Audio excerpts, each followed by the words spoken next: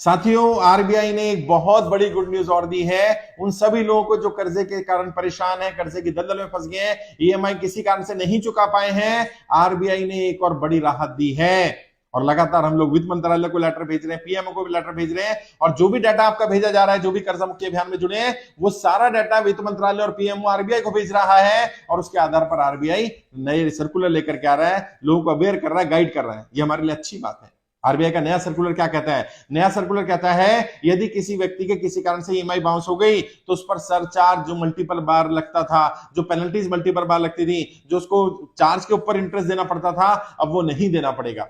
RBI ने कहा कि बैंकों ने सरचार्ज को कमाई का एक साधन बना लिया है, जबकि पेनल्टी या सरचार्ज कमाई का साधन नहीं है। ये तो सामने वाले को बताने के लिए कि उसने गलती की है, लेकिन उसकी पनिशमेंट इतनी नहीं हो सकती है कि सरचार्ज पर सरचार्ज लगा दिया जाए, मल्टीपल टाइम उस पर इंटरेस्ट लिया जाए, पेनल्टी पर पेनल्टी लगाई जाए और पेनल्टी पर फिर इंटरेस्ट चक्रवर्ती ब्याज लिया जाए। अब यह नहीं लिया जा सकता है। ये आरबीआई ने सख्त गाइडलाइंस सभी बैंकों को जारी कर दी है। उसका लिंक भी मैं यहां शेयर कर दूंगा और यह हम सबके लिए बहुत बड़ी अचीवमेंट है।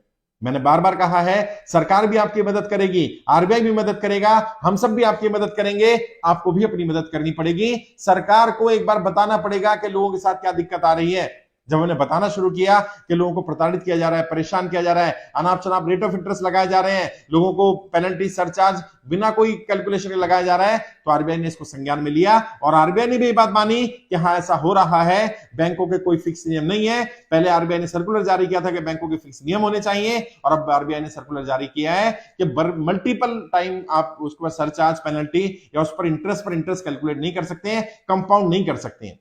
तो ये हमारे लिए बड़ी बात है। मुझे लगा मुझे आपको बताना चाहिए। आगे भी मैं आपको जानकारी देता रहूंगा और मेरा पूरा विश्वास है आरबीआई, भारत सरकार आपकी मदद करने को तैयार बैठी है। बस आप बताइए आपको क्या मदद चाहिए। मैं भी आपकी लड़ाई लड़ रहा हूं और अगर सरकार नहीं करेगी तो सरकार पर दबाव बनाते रहेंगे जब तक इतना दबाव नहीं बन जाता कि सरकार मजबूर हो जाए। क्योंकि मैं पॉलिटिकल ट्रेनर हूं, मैं नेताओं की नब्ज जानता हूं। इन्हें संख्या बल ही इन्हें परेशान करती है। अभी हमारी संख्या लगभग 2,90,000 हो गई है। सोचिए अगर ये 2 करोड़ होगी तो क्या होगा?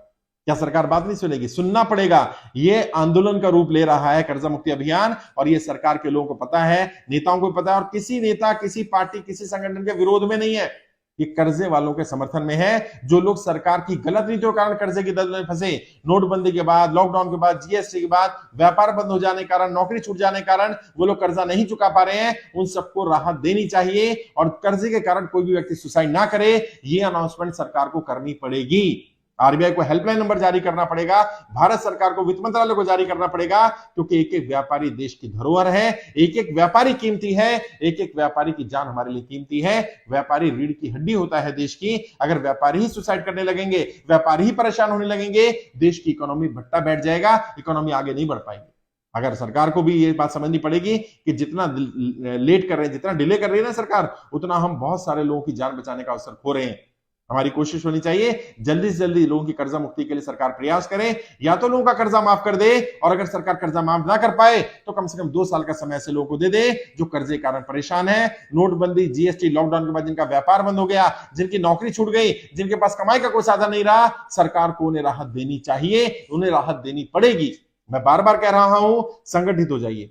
अभी 2,90,000 लोग हैं। अगर ये 2,90,000 लोग तय कर ले कि हमें 100 लोगों के फॉर्म भरवाने, तो सोचिए तुरंत हमारे पास 2,90,00,000 लोग हो जाएंगे और जब 2,90,00,000 लोग एक साथ इकट्ठे होकर के आवाज उठाएंगे, मजा लेके सरकार आपकी बात ना सुने, मजा लेके सरकार ना माने। आज आरबीआई हमारी बात सुन रही है, आज आरबीआई हमारे फेवर में डिसीजन ले रही है, कल भारत सरकार भी लेगी, वित्त मंत्रालय भी लेगा, लेकिन ये सब तब होगा जब आप अपने स्तर पर लड़ाई लड़ेंगे।